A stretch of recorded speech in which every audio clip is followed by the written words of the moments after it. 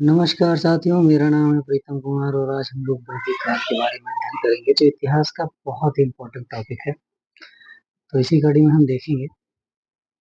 अगर आपको इसमें महत्वपूर्ण जानकारी मिलती है तो आप चैनल को लाइक शेयर और सब्सक्राइब जरूर करें। चलिए आगे देखते हैं। वैदिक काल को ऋग्वैदिक या पूर्व,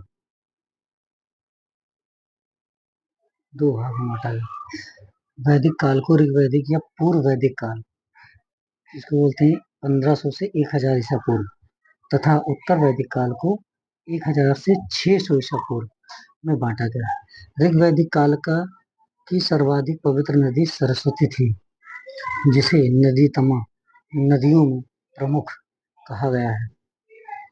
आगे देखेंगे। आर्यों एवं वैदिक काल की जानकारी ऋग्वेद से होती है। वेद चार हैं: ऋग्वेद, सामवेद, यजुर्वेद और अथर्ववेद। वैदिक संहिताओं का सही क्रम है: वैदिक संहिता, ब्राह्मण, आरण्यक एवं उपनिषद। वेदांग 6 हैं: शिक्षा, कल्प, व्याकरण, निरुक्त, ज्योतिष और छंद। चारों वेदों को सम्मिलित रूप से संहिता कहा जाता है। ऋग्वेद, सामवेद और यजुर्वेद को वेदत्रयी या त्रयी कहा जाता है। उत्तर वैदिक कालीन सभ्यता की जानकारी यजुर्वेद, सामवेद और अथर्ववेद, ब्राह्मण ग्रंथ, आरण्यक ग्रंथ एवं उपनिषद ग्रंथ से प्राप्त होते हैं। वेदों में सर्वाधिक महत्वपूर्ण ऋग्वेद है और सबसे प्राचीन है। इसमें 10 मंडल तथा 1028 सूक्त हैं।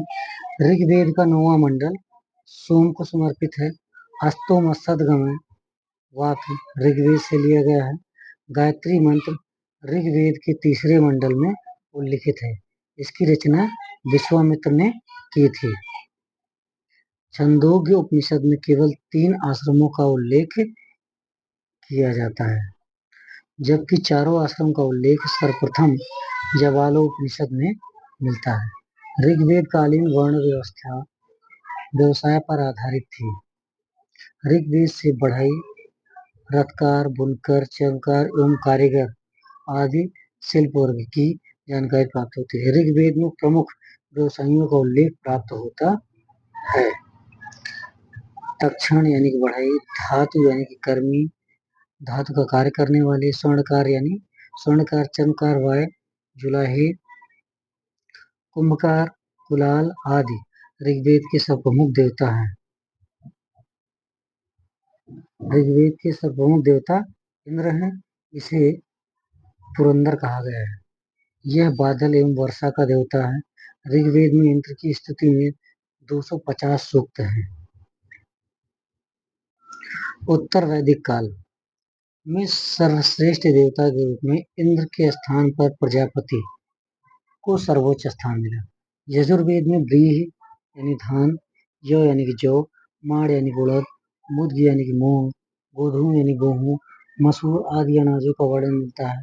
अथर्ववेद में सर्वप्रथम नहरों का उल्लेख हुआ है। निष्क, शतमान, पाद, कुणाल आदि की माप विभिन्न इकाई थी।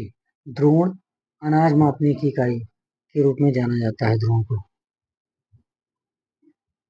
मोक्ष की चर्चा सर्वप्रथम उपनिषद में मिलती है। पुनर्जन्म की अवधारणा बृहदारण्यक उपनिषद में मिलती है। निष्काम कर्म के सिद्धांत का प्रतिपादन सर्वप्रथम ईशोपनिषद में किया गया है। यम और नचिकेता का संवाद कठोपनिषद में मिलता है। अगर ऋग्वैदिक कालीन समाज की सबसे छोटी इकाई परिवार होता था। इसके अलावा इसमें अन्य इकाइयों के रूप में ग्राम, विश्व एवं जन का उल्लेख भी हुआ। ऋग्वैदिक कालीन आर्यों की अर्थव्यवस्था का मुख्य आधार पशुचारण था। पशुओं की प्राप्ति के लिए विभिन्न प्रकार के प्रार्थनाएं एवं अनुष्ठान किए जाते थे। गाय को अघन्य अर्थात न मार जाने योग्य समझा जाता था, यानी पशु कहा जाता था। गाय से संबंधित विभिन्न शब्दों के उल्लेख से मिलता है: गोमत, धनी, व्यक्ति, गविष्ठ, गाय की खोज, गोपति, गाय का रक्षक। वैदिक काल में सभा और समिति नामक 2 संस्थाएं हुआ करती थी। सभा श्रेष्ठ एवं संभ्रांत लोगों की संस्था थी और समिति सामान्य जनता का प्रतिनिधित्व करती थी। आगे देखिए। समिति के अध्यक्ष को ईशान कहा जाता था। ये राजा को चुनने एवं पदच्युत करने का कार्य करती थी।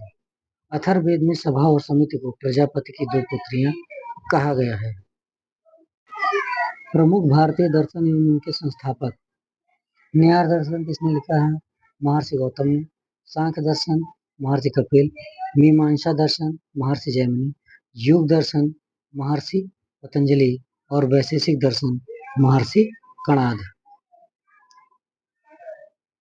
चैनल को लाइक शेयर और सब्सक्राइब करना न भूलें। धन्यवाद।